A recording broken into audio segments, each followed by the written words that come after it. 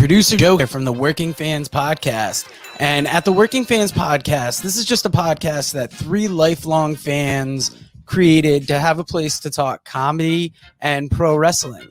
Now, our comedy podcast releases every Tuesday, while our wrestling podcast releases every Thursday. We release bonus episodes under the moniker Working Fans Presents every now and then. You can find us on Apple Podcasts, Google Podcasts, Spotify, Breaker, any major podcast provider. The important thing is just please like, rate, review, subscribe wherever you listen to us. Now, we have started a new thing. We are now on Amazon and Audible. So those episodes release every Monday.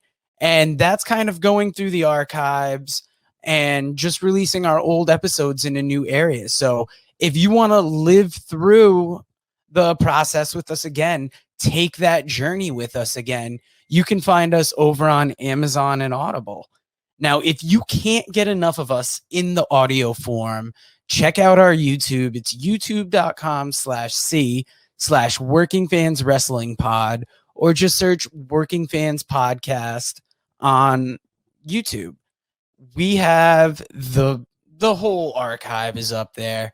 And if you listen to the Working Fans Podcast, you are more than familiar with the 531. That is our signature segment where we take your top 5 lists on a particular subject, vote it down to a top 3, and then debate it down to a top 1. Now, guys, if you want to hear 3 guys talk shit about comedy, wrestling, life, anything, you will enjoy the Working Fans Podcast.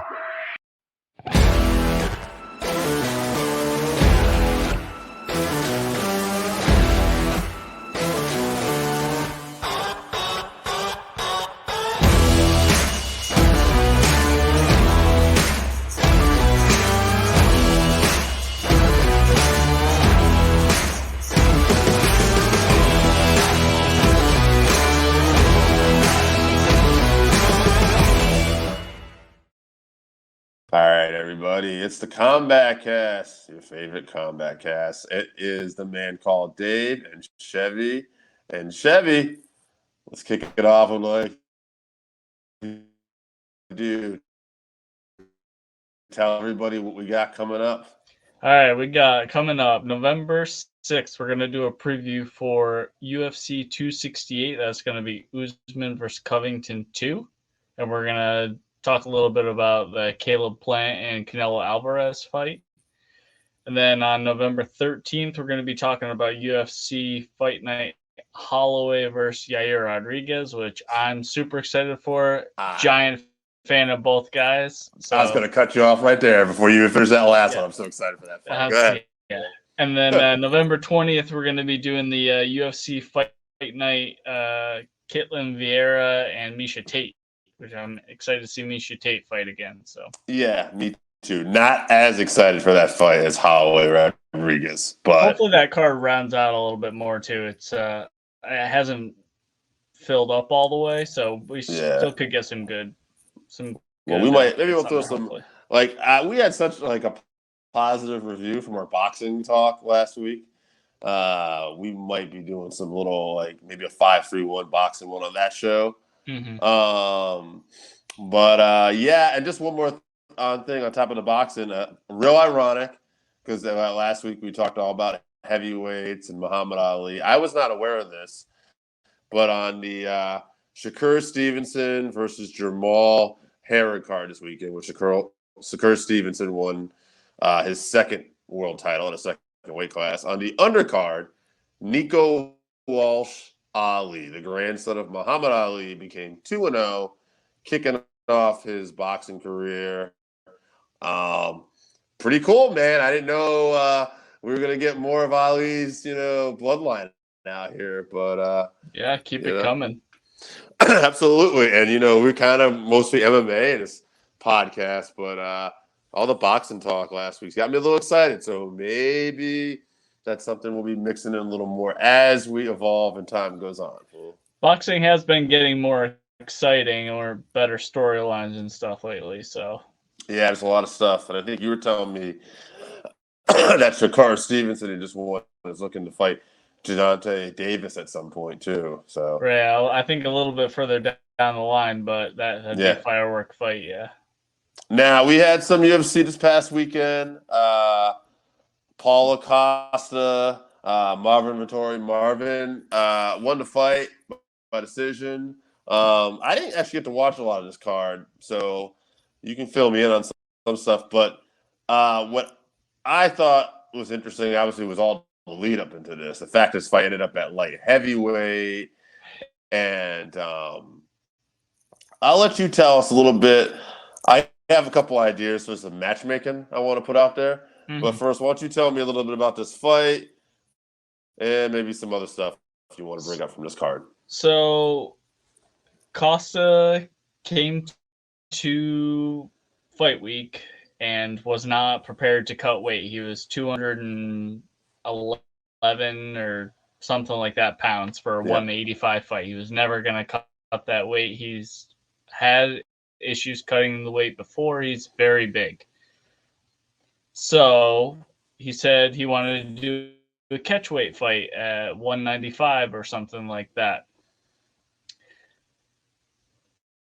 Historically speaking, when a fighter, if your opponent misses weight, you're at a disadvantage. Statistically, you're going to lose a fight. So it was brave and, courageous, you want to call it. We're all thankful for Marvin Vettori for taking that fight. He ended up taking it an entire weight class up, which between middleweight and light heavyweight is very large. So it's 205 pounds. I don't know if Marvin has any fights at light heavyweight, but he looked great in this fight. It was pretty close fight. Costa landed some really big shots, and I thought that Marvin's chin was amazing. Very impressive. And but overall, he had volume and octagon control for sure. Costa was super tired early on, and that wore on him all the way through the fight. He had a good fifth round, but he got beat up almost the whole fight. For some reason, his corner thought that he won, and of course, he had what? I'm all upset at the end of the fight.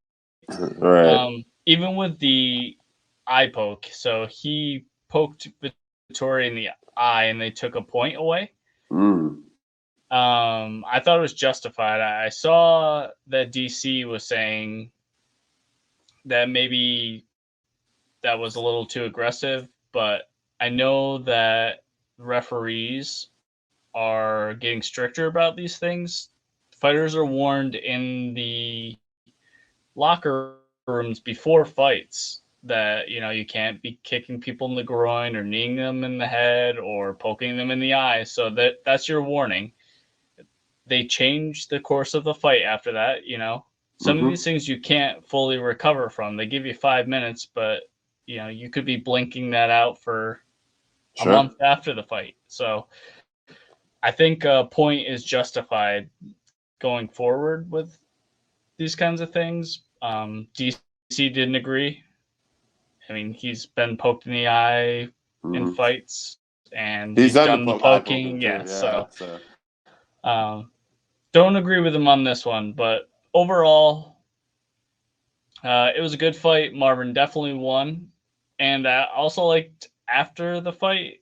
So he was very professional in the entire lead up, with Costa being as unprofessional as any fighter in the UFC I've ever seen. So Marvin was very professional. He said he just wanted to get in there and punish Costa, which he did. And then he asked what he wanted to do next by Bisping. He said he just wants to fight the best guys. He didn't call out Izzy or say, I won that fight, which, he had been saying before. I think that he maybe made a turn towards a babyface. I think he gained a lot of fans from this fight. Costa helped him out, but he took advantage of it. I have to see his next fight. I'm interested in something he said too. I thought he brought up a good point. Costa said the issue he had with the weight was his bicep injury, and Marvin was like, "What does that even have to do with anything?" You still got legs. You're right. He's like, the one thing you can do is cut weight. He's one the one thing you'll be able to do. He says, it's like he didn't want to cut weight. It's like, you could say you had trouble with your striking because of your bicep injury, but that wasn't the case. Like, like he said he had an issue making weight. So I think Costa maybe had some kind of issue going into this, and he figured the way to victory would be is just don't cut weight. Or maybe he's just having trouble getting motivated after what happened to him with Stylebender. At times, Costa's a guy who's had trouble with making weight before, and he's got a lot of power. And I do sometimes question, is he one of those guys who's talented but doesn't really want to put the work in? He looked good at 205. So he looked good during the fight, and I think that he would do well at light heavyweight. Mm-hmm. We're going to find out because Dana said all his fights going forward are going to be at 205. So I think he'll be fine at that weight class. I want to throw a couple fights out here, potential for the future. Would Costa possibly go to light heavyweight? If we're going to go a top 15 type guy, top 10 maybe, I think. I like Johnny Walker, maybe as a potential opponent. Slugfest. Both guys like to come forward. If we're going to try to push him a little farther than that, I don't think we should do that right away, given he just had weight issues. I think Walker's a good opponent, but if hypothetically, let's say, we're in the mood to push him a little further, see if we get some star, then I think Thiago Santos would be the other guy. A little bit bigger of a name, hits hard, experience, tough as hell first fight for you at light heavyweight. I like that.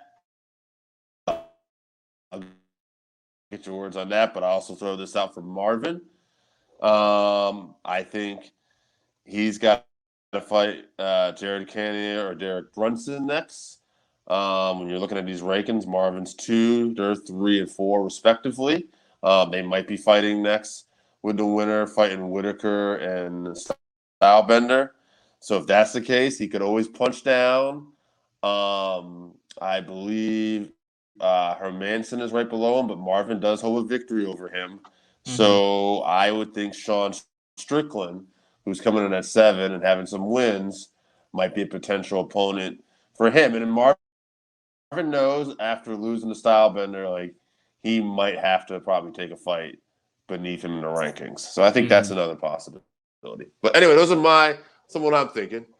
I like all those matchups. As far as Costa, I'd like to see him fight Kudalabre, Ian Kudalabre. I think that because of their styles, and both of them have great chins and power. I think that would be a great fight for the fans. I'd like to see that one. That would be a good fight. Anything else you want to comment on this card from the weekend? No. Just to go back to the reffing, I think there were 3 point deductions. I think one was a low blow, or one was a knee to the head in the Bruce Leroy fight. Shout out Bruce Leroy, got the victory. Yeah. And then eye pokes and maybe a groin strike. I think it was eye pokes. So good on the refs. Yeah, I like to see that happening. Yeah. Well, we got a big card this weekend.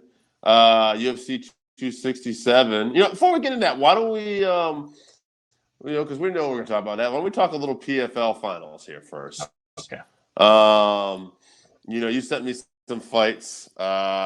Julia Budd, Caitlin Young. Now, that's not a championship final, right? Because this is one of Bud's first fights.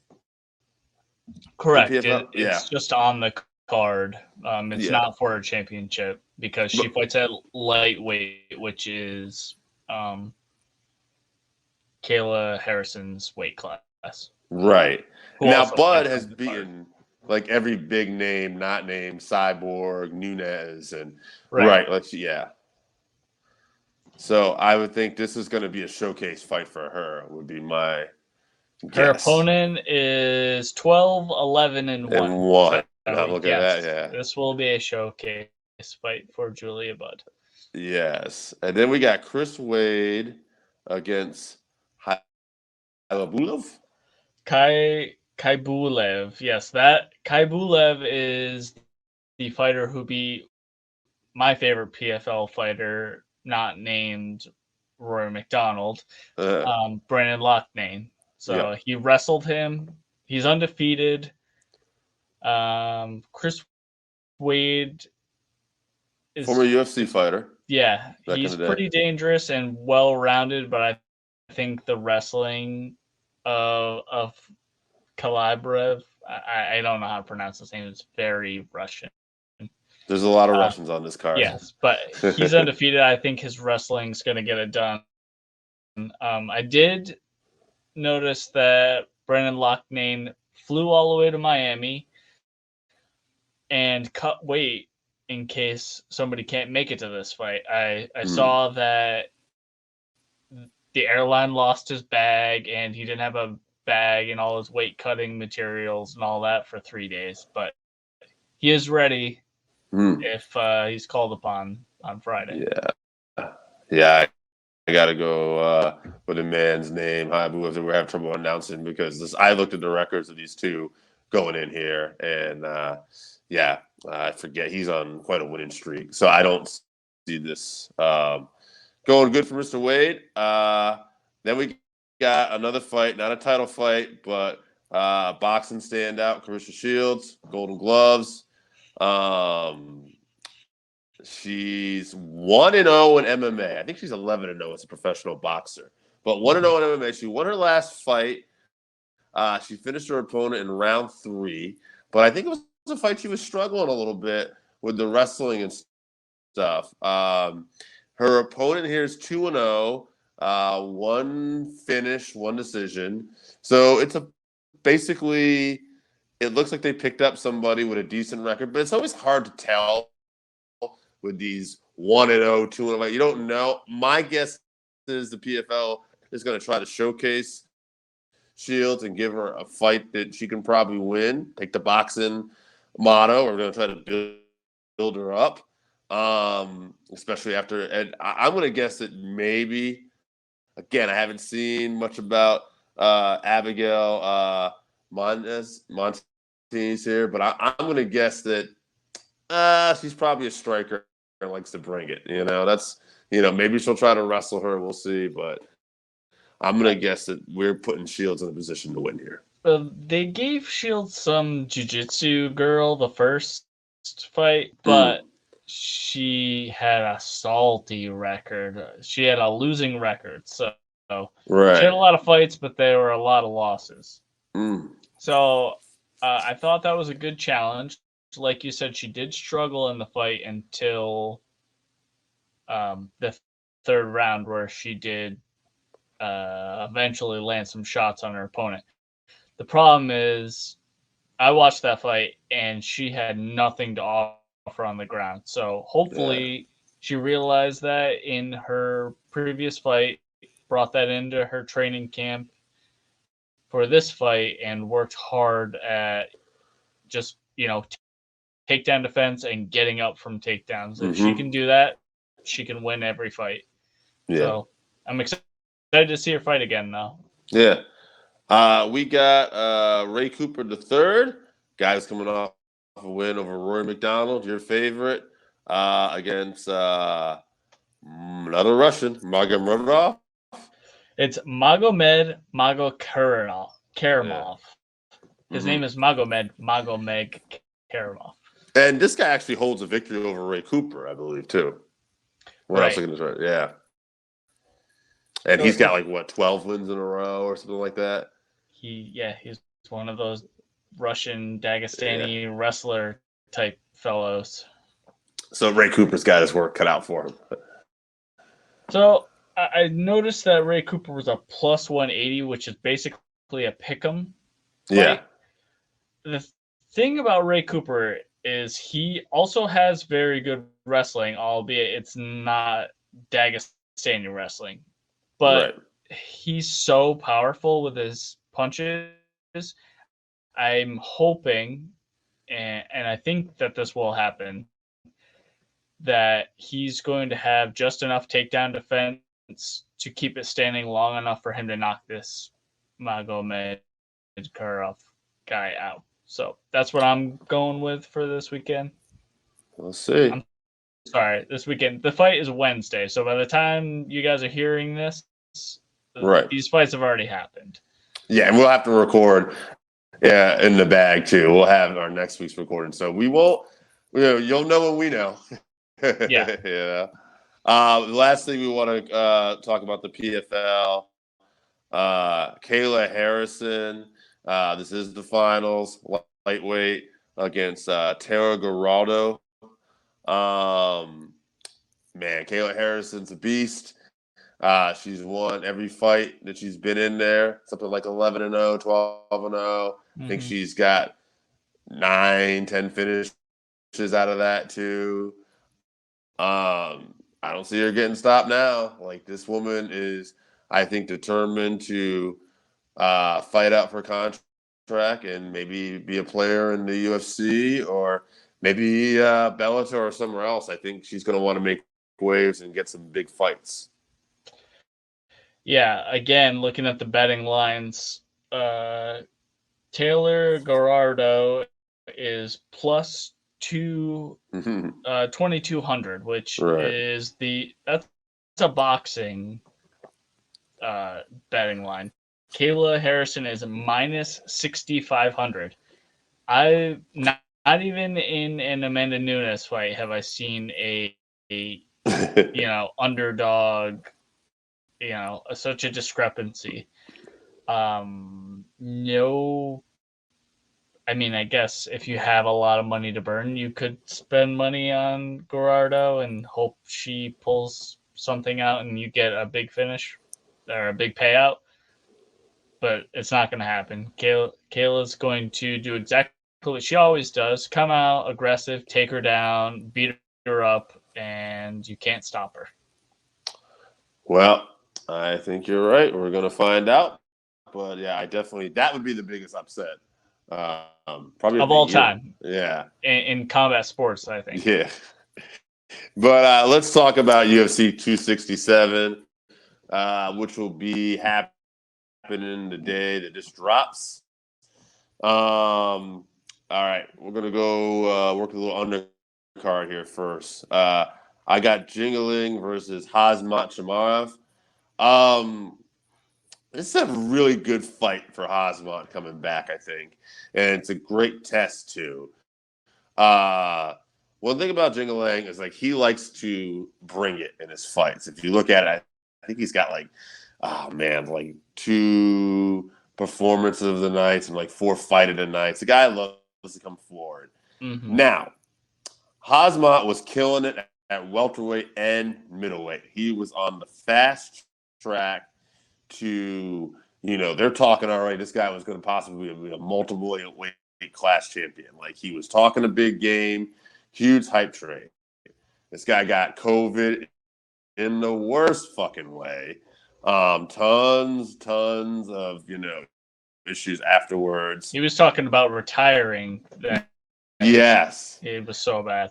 Now, so if I'm going to go based off prior performances, and we'll assume that Khamzat is back, we don't know that. But based on, I would have him winning this fight. I would have him finishing Jingling like in round 2 because he's got a decent chin, and I think he would hang in there. But Khamzat, I think, based on the performances we saw before, I think would put it on him, take him out. He's the more skilled fighter. That being said, the giant X factor is we have no idea what Khamzat's going to look like when he gets in there. And this is a guy that was starting to get tested.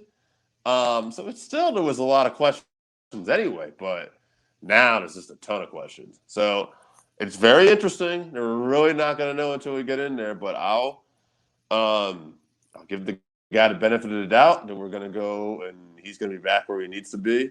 And I'll say he gets it done round 2. I'm going to say Chimaev by knockout because of the reasons that you said. Matchup-wise, Jingling is always just going to walk forward. He's not afraid to get into a brawl. And I don't think that Hazmat is going to have to worry about his cardio. And I think that might be why they set this matchup up. So he can get another first or second round finish. Doesn't have to get into that deep water. Can get a little bit of confidence. Another fight under his belt before, he really has to rely on those lungs again. As far as, ring rust, I think he's had multiple fights since Jingling's last fight. So he's not very active. He, especially since COVID, Hazmat has had more fights recently. So I'm still going to go with him. We may not see the best of him, but I still see him getting a first or second round knockout. All right, I agree with that. All right, we got Isham Makhachev versus Dan Hooker. Great fight. Great fight. Man, Islam's just running through people right now. Hooker has had the tougher competition, though. He's been in there with the Poiriers and the Michael Chandlers. He's fought the best. He put some wrestling in his last fight too.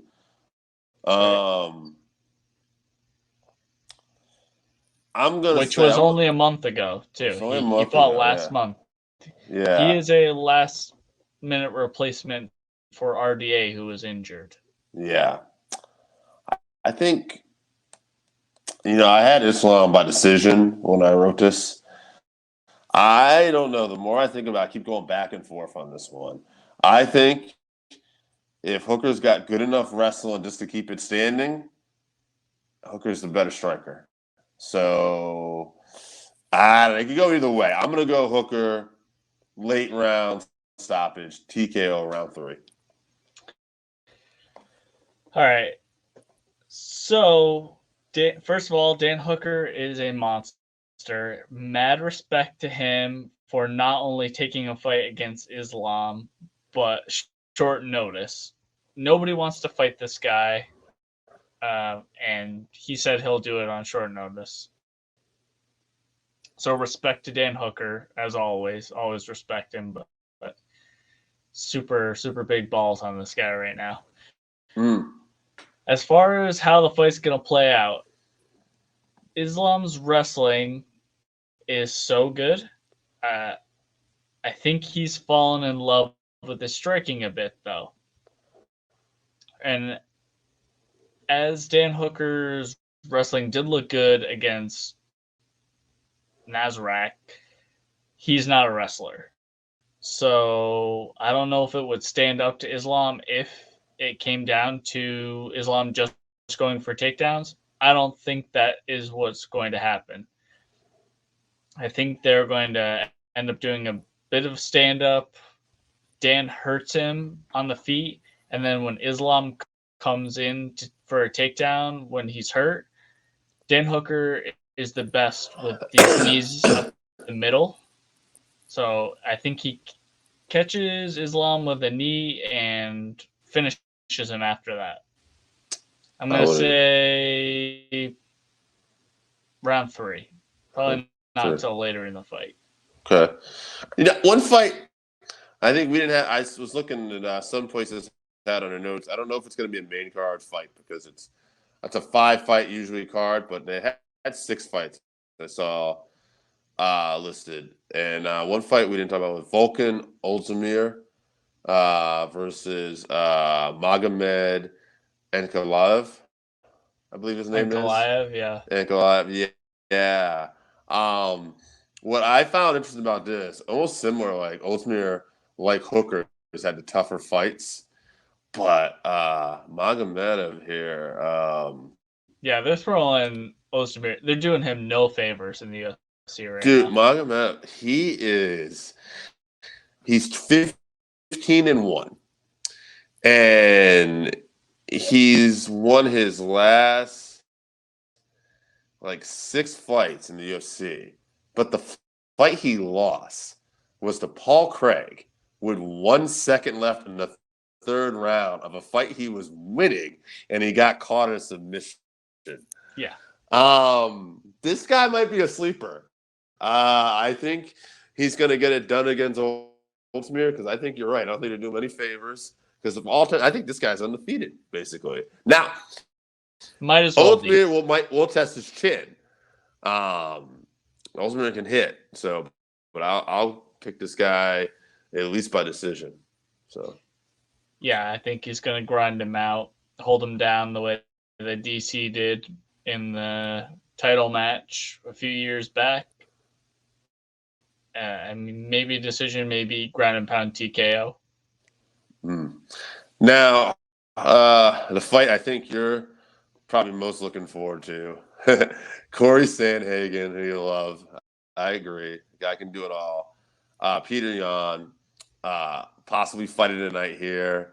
Yan likes to bring it, and so far nobody's been able to stop him. The DQ loss to Aljo, yeah. I mean, yeah, it's an unfortunate thing that happened, but we're talking about just skill. Other than a mental error here, like this guy has, no one's been able to really hurt him, for a long time and keep him down.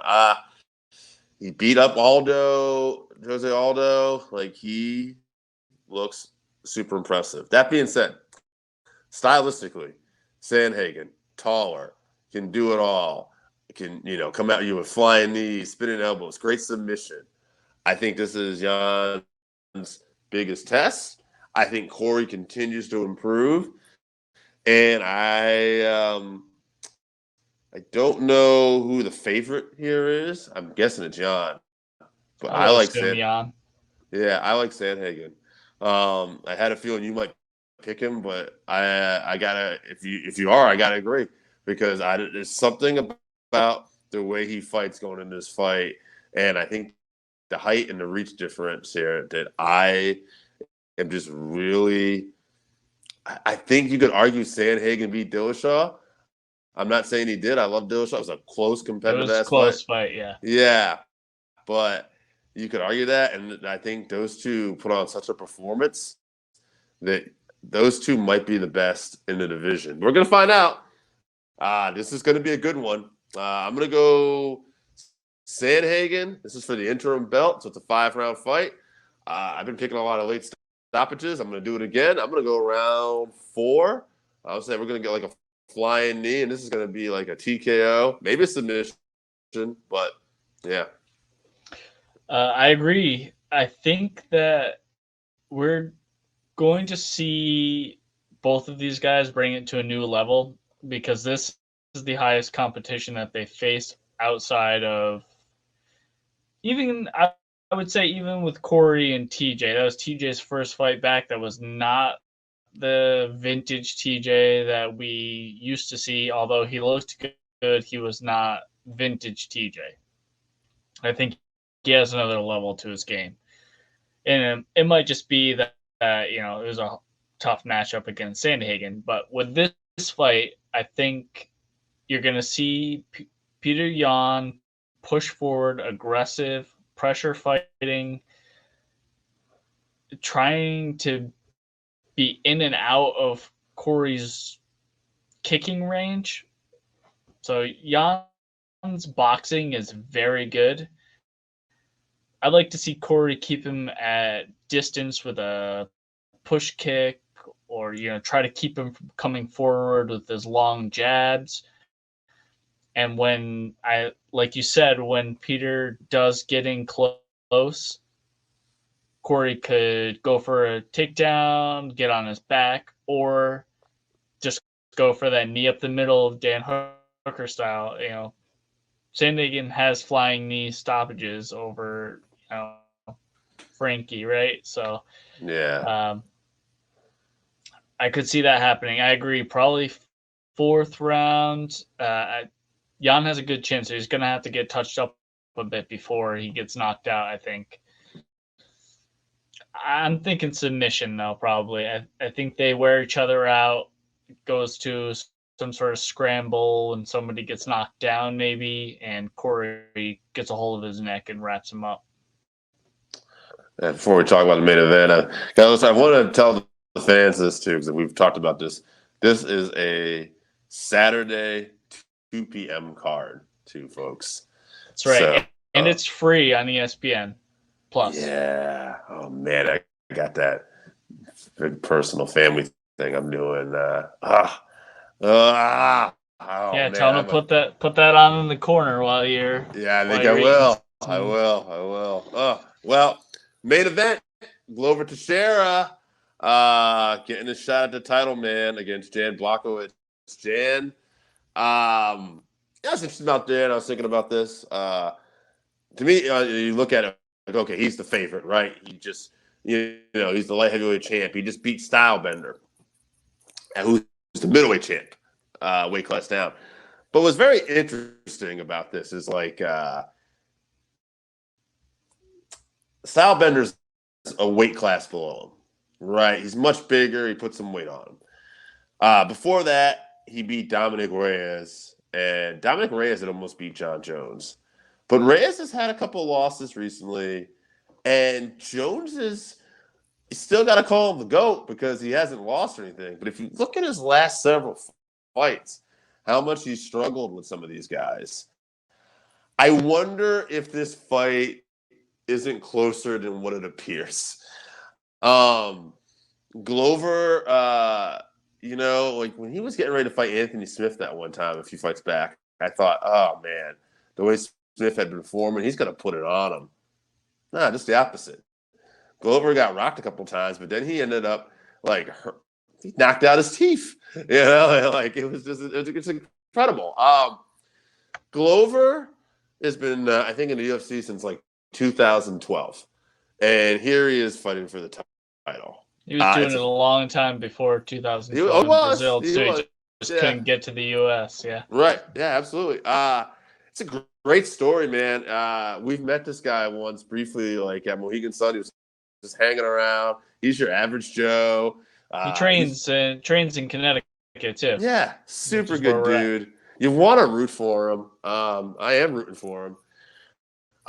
So he's got an interesting chin too. People don't talk about this a lot. People will talk about, oh, this guy's got a hell of a chin, or this guy's chin is glass. I don't know how you describe Glover's chin because he gets knocked down in a lot of fights, but he doesn't usually get finished. Yeah. So he's durable as fuck, but he puts himself in situations that they could call a stoppage. I'm going to favor Jan. This is my mind. My heart is going for Glover here all the way. But my brain is telling me Jan is going to get it done with the Polish power, and he most likely will catch him early, and he's going to put Glover in that position. And I'm going to say it's going to do it in the first couple of rounds. That being said, despite Glover's age, I'm going to say the later this fight goes, round 4, round 5, especially with Glover's jiu-jitsu, I think he's just so awesome. And Glover is also really good. Almost, I don't want to say Floyd Mayweather, but he's really good in these fights where he is getting beat up sometimes. He starts to figure out the style of his opponent, and he adjusts. So that being said, if this fight goes to round 4 or 5 and Glover has a shot, I think that's where he's going to make his move late. I think he'll probably have to get a finish, something tells me. And it would be maybe a submission or a TKO. But I hope Glover can pull it off. But, my brain is telling me this might be closer than we think, but I got Jan, round 2. It's funny, we didn't talk about this fight at all before we started this podcast. Nope. I could not agree with what you said any more. I agree with everything you just said. Down to Jan's going to hurt him early. Glover's going to be on his hands and knees with his head down, swinging for his legs. He's going to get a hold of his leg and survive.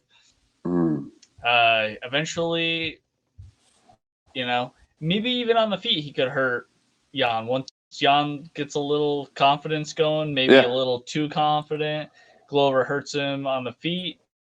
I assume he finishes him on the ground and gets his back late in the fight, like you said. Even though he's older, he's never looked better. I mean, what he did to Anthony Smith is amazing. Couldn't happen to a better guy. So I'm really hoping that he wins, and I see him winning. Jan is great. He's a good champion. But like you said, this fight might actually be closer than everyone's thinking. Yeah, I agree. Because I think the Jones thing is such an X factor that people are looking at like, oh man, this guy beat Reyes, but it's like, Reyes has had some tough, and I just feel like, Thiago Santos arguably almost beat John Jones too. I'm not saying that, folks. Like, oh no, and Jones won the fight, but I mean, like, these were competitive fights, and this the Reyes one, you could argue that Reyes won that fight. Yeah.